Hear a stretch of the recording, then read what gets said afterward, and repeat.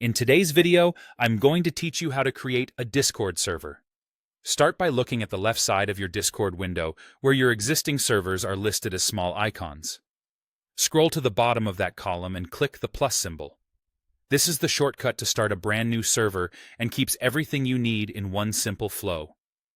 A pop-up will appear with two main paths. Choose Create My Own. If you want a blank slate with just the basics, perfect for building things your way from the ground up. If you prefer a head start, pick a template like gaming or school club. Templates set up some starter channels and categories tailored to common uses, saving you a bit of time. Either option is fine. The choice simply depends on whether you'd like Discord to pre-build a few channels for you. Next, Discord will ask who the server is for. Select the option geared toward you and your friends if you're creating a private space for casual chats, small groups, or game nights. Choose the club or community option if you're planning to host a larger group or something more public-facing.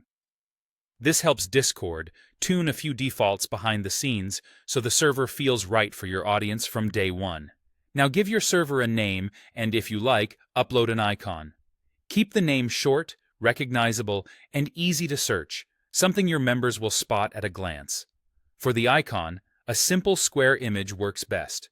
High-contrast logos or clear symbols look great at small sizes, and you can always change it later, so don't stress about making it perfect on the first try. When everything looks good, click Create. That's it. Your server is live. You'll see it added to your server list on the left, and you'll land inside it with a default set of channels based on the option you chose earlier.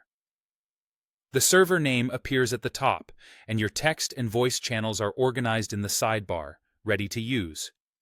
From here, you're free to personalize the space at your own pace, adjust the name or icon, expand categories, or refine roles when you're ready.